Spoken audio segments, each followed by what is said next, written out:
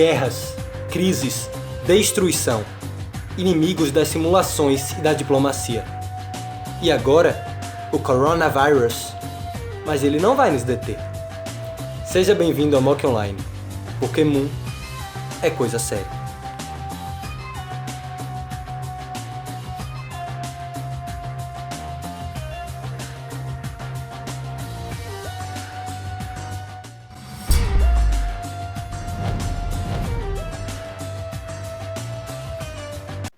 E aí, delegado, tudo bom?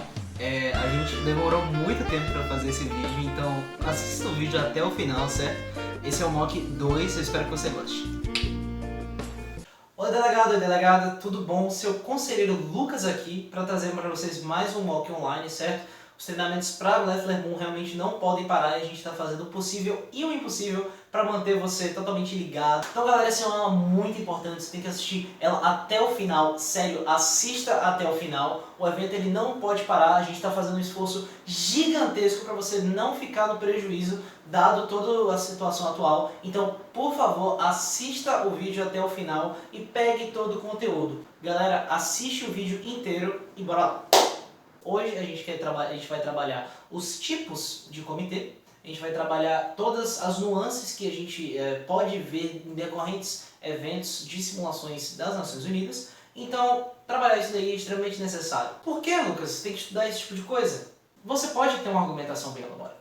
Você pode ter sim uma oratória boa, você pode ter boas ideias. Mas se você não sabe o que é que o seu comitê faz, de fato, quais são as limitações, quais são as diretrizes do seu comitê, melhor ainda, qual é o tipo do seu comitê, você não vai muito para frente.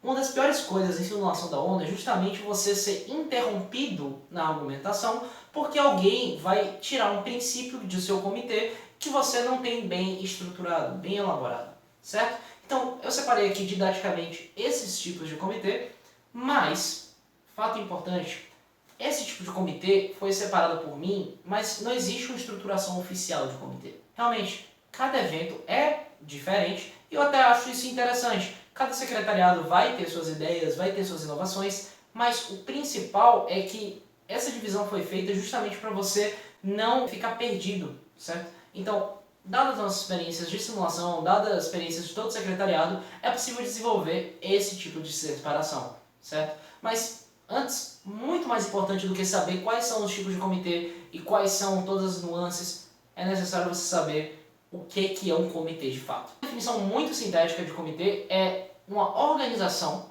pode ser internacional, nacional, que tem as suas próprias diretrizes e um funcionamento específico, certo? Pois bem, exemplo mais comum de todos, OMS. OMS ela tem as suas próprias diretrizes, próprias funções, e o objetivo que é a manutenção da saúde no quesito internacional. Tudo bem? Então, o que o comitê ele vai defender? Ele vai defender as suas próprias diretrizes. Então, o comitê é justamente isso. Agora, existem caráteres de comitê, e esses caráteres a gente vai debater justamente aqui agora. Mas antes da gente debater o caráter dos comitês, a gente também tem que ter outro conceito já pré-definido, que é soberania estatal. Não dá, gente, para falar sobre qualquer outro tipo de comitê se não falar realmente da soberania estatal, que é o que vai definir, que é o que vai diferenciar justamente esse tipo de comitê. Então, é possível definir soberania estatal como o controle que cada região administrativa tem sobre o seu próprio território. Um exemplo de conflito de soberania estatal poderia ser, por exemplo, a Coreia do Sul invadir a Coreia do Norte, porque você vai estar retirando o controle de uma região administrativa por outra. A imposição de sanções econômicas pode ser um exemplo de quebra de soberania estatal, dado determinado nível. Então, os comitês mandatórios, eles têm realmente a efetividade de impor sanções, impor medidas protetivas que podem afligir a soberania dos outros países. Que se estabeleçam centros X, Y, então essas são algumas medidas, mas esses tipos de comitês têm esse poder. Um dos principais comitês que a gente vai trabalhar como sendo mandatório, justamente, é o comitê, no caso, o Conselho de Segurança das Nações Unidas, CSNU. Por quê? Porque dentro do escopo Nações Unidas, ONU, ele é o único comitê que pode infringir a soberania estatal de outra. Por quê? Bom, ele é um comitê que ele é composto pelos... São 5 países que ganharam a Segunda Guerra Mundial. Eles têm o poder de veto, ou seja, qualquer medida que for proposta pelo Conselho ou outros órgãos administrativos, vide CDH, OMS, pode ser vetado por um desses países, pode ser cancelado, certo? Os outros 10 membros, contabilizando 15 no total, são escolhidos rotativamente a cada 2 anos. Mas Lucas, qual é o objetivo do Conselho de Segurança? É justamente manter a paz mundial, evitando qualquer tipo de conflito. Então, a ONU pode utilizar nas suas mediações do Conselho de Segurança os 2 principais focos de combate a conflitos que eles têm, que são os Peacekeepers e os Peacebuilders. São 2 organizações bélicas da ONU que têm esse tipo de poderio bélico. E, gente, então, fazendo só uma retificação rápida, na verdade, por termos técnicos, o Exército não pertence à ONU, certo? Ele tem uso para fins de ONU. Necessariamente os combatentes ou todo o material ele vem de outras nações, então não necessariamente pertence à ONU. Pode parecer meio confuso, mas realmente, em termos técnicos, funciona assim. Eles podem infligir conflitos, eles podem tanto manter, ou seja, peacekeepers, a paz, ou eles podem construir a paz, os peacebuilders, em determinadas ocasiões, em determinadas ações. Tudo bem? Então o Conselho de Segurança ele tem esse tipo de poder, ele tem esse tipo de prerrogativa, ele deve ser estudado como um caso realmente à parte das outras instituições das Nações Unidas. Dando continuidade, a gente tem aqui, por exemplo, os blocos. Eles podem ser blocos tanto econômicos quanto sociais. Entretanto, a gente vai trabalhar com a ideia de que economia e sociedade eles estão lado a lado, então a gente separa em blocos econômicos sociais. Tudo bem? Exemplo de blocos econômicos sociais, nós temos aqui a União Europeia, por exemplo, que é uma união aduaneira. A União Europeia ela tem uma moeda única. Se determinado país começar a não aceitar a moeda única, o euro no caso, ele vai ou passar por questões muito específicas, como por exemplo era o Reino Unido durante a época da União Europeia, ou ele vai passar por sanções econômicas que vão reverter essa situação de maneira específica. Então, se o Reino Unido não aceitava o euro, ele poderia ou contornar a situação, tendo a economia muito forte dentro do bloco, que era o que ele fazia realmente, ou ele pode aumentar, por exemplo, a tarifa que ele recebe de determinado país. Então, eu não aceito o euro aqui, mas, ao mesmo tempo, eu importo mais caro determinado país, determinado produto da Finlândia. E fazendo isso, eu compenso o não uso do euro na minha região, por exemplo. Ou seja, essa sanção econômica que foi estabelecida para o Reino Unido, no caso, é de caráter mandatório. E, além dos blocos socioeconômicos, nós também temos as conferências. Conferências dão um escopo mais geral, mas ela vai dar um tom especial ao comitê.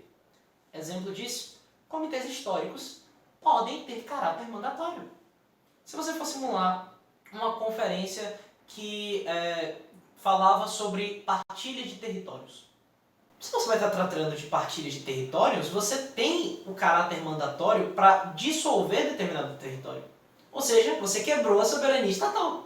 Então, conferências em geral tá aí porque pode se aplicar tanto a comitês de caráter histórico quanto a comitês de caráter futurista no questão de blocos econômicos, por exemplo. Você pode simular um bloco econômico no futuro, no passado, mas não só a questão temporal, gente, obviamente retrata, mas também, por exemplo, conferências extraordinárias, conferências para, entre aspas, realmente para generalizar o tratamento de determinado comitê.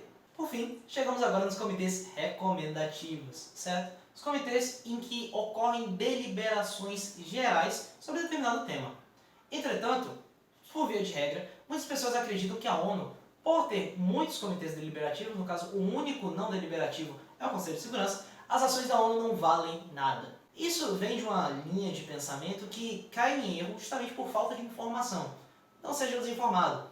As determinações da ONU deliberativas, elas devem passar por votação pelo Conselho e depois entram em vigor. Tudo bem? A gente vai trabalhar isso em outro mock, que são momentos de comitê, mas em primeira instância, aquilo que se delega vai ser depois votado para ter ação. Agora, o que ocorre é que alguns indivíduos, por falta de informação ou justamente com um viés ideológico, atacam as Nações Unidas justamente por ter muitas associações deliberativas. Agora, senhores delegados, pensem comigo. Soberania estatal é um conceito que não é nada frágil. Ele tem que ser pétreo, ele tem que se manter pétreo para evitar justamente conflitos. Então, imagine se o Alto Comissariado das Nações Unidas para Refugiados decide afrouxar as barreiras internacionais para os países entrarem, enquanto a Organização Internacional de Trabalho vai lá e aumenta, estrita as relações de trabalho entre empregador e, por exemplo, empregado. Então, o empregador ele vai precisar, ele agora vai requerer mais especialização do empregado. Agora imagine um fluxo enorme de refugiados entrando em seu país e as ofertas de emprego muito baixas porque eles só querem realmente pessoas especializadas. Isso vai aumentar uma desigualdade. Então, justamente para esse tipo de conflito não acontecer, para não acontecerem desavenças, o Conselho de Segurança vai lá e vai ter que votar essas coisas. Então, realmente, para que essas deliberações, como é que elas funcionam dentro de uma simulação?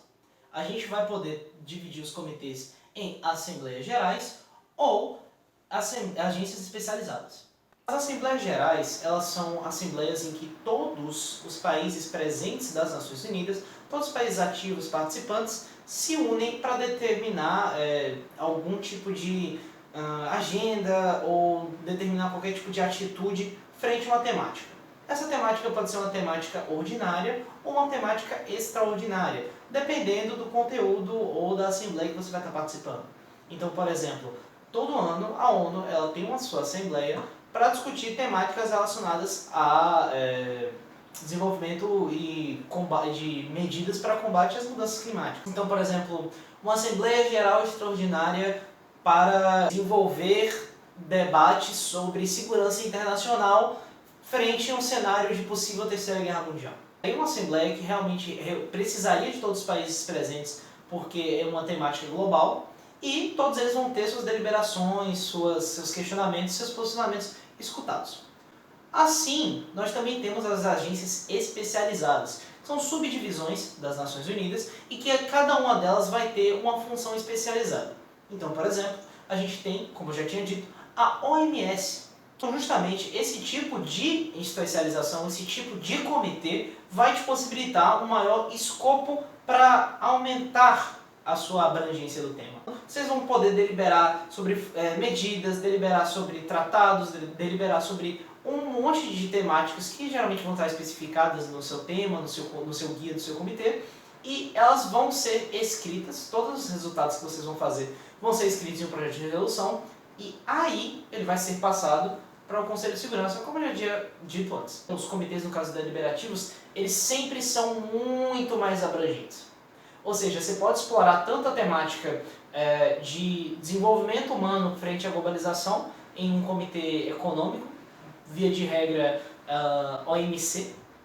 Então, esse tipo de agência, particularmente, é uma das agências que eu mais acho interessante para pessoas explorarem temas diferenciados. Então, geralmente, uma simulação da ONU, em que você vai ter muitas agências especializadas, assim porque você pode trabalhar muitos escopos e um número um pouco mais restrito. Isso daí, gente, não estou dizendo que por via de regra é assim, estou falando geralmente.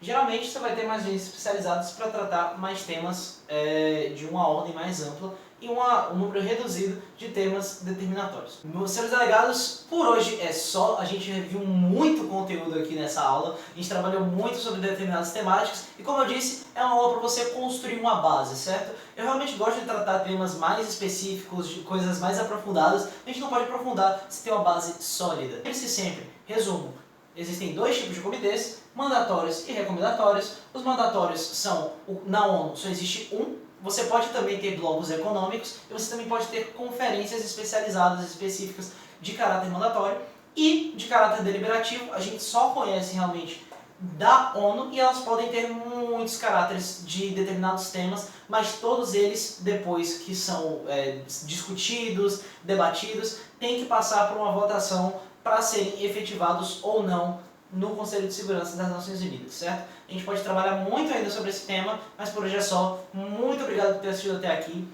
Considere dar um joinha no YouTube se você gostou. Realmente a gente não sabe, não sei se vai ser postado no YouTube, em outra plataforma, mas por via de dúvida, dê o seu joinha no vídeo. Se tiver qualquer outro tipo de dúvida, por favor, assista o vídeo novo, certo? É importante que a gente trabalhe as simulações da ONU enquanto a gente está nesse período de crise, tudo bem? O evento ele realmente não pode parar. E eu espero realmente que você tenha curtido o vídeo. Então, muitíssimo obrigado, até a próxima.